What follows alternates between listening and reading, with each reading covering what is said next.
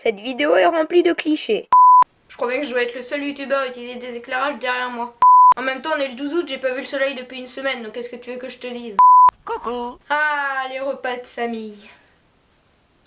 Quelle belle bêtise! Non mais sérieux, qui a véritablement cru dans sa vie que c'était un véritable moment de partage unique avec ses proches? Et tout ce qu'on a pu nous dire quand on était des enfants débiles. En plus de commencer à 13h car il faut attendre que toutes les tatas et toutes les tontons arrivent et que tu crèves la dalle et que ta mère te dit C'est pas grave, c'est le week-end, chérie. ça dure hyper longtemps! Tant que toutes les bouteilles de vin sont pas terminées et t'as pas ton entrée. C'est-à-dire qu'à 3h de l'après-midi t'as rien dans le bide et tu dois subir ton tonton beauf complètement pété qui se met à chanter la Marseillaise. Oh, enfant de la patrouille!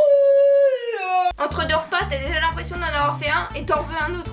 Quand le dessert est enfin terminé, c'est-à-dire très très tard, c'est déjà l'heure du journal télévisé du 20h que tes grands-parents ne rateraient pour rien au monde. Tout comme la météo alors qu'ils ne sortent jamais de chez eux sans un pull, une polaire, un parapluie et un kawaii.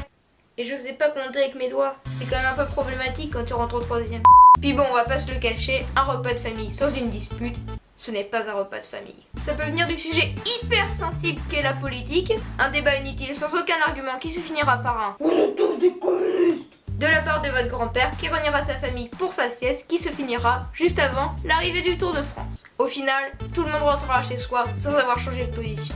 Mais la dispute peut aussi venir d'un gosse très relou qui pète un câble ou d'un autre très difficile qui ne veut rien bouffer. Le difficile, c'est moi.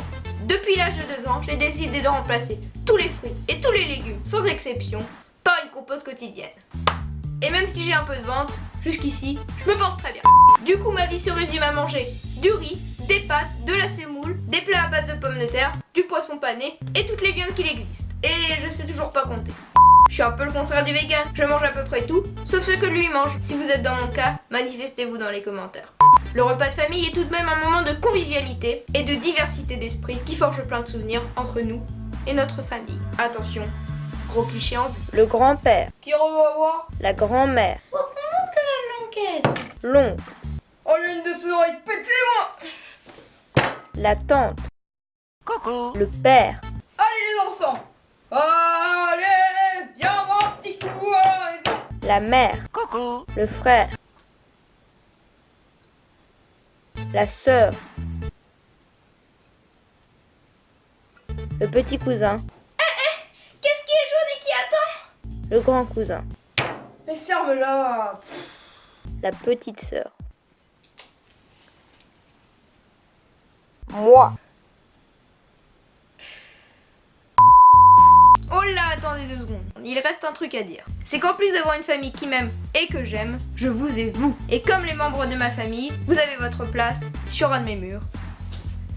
C'est celui-ci. Coucou. C'est le mur des abonnés, dernière vidéo publiée. Il est désormais terminé. Le voici.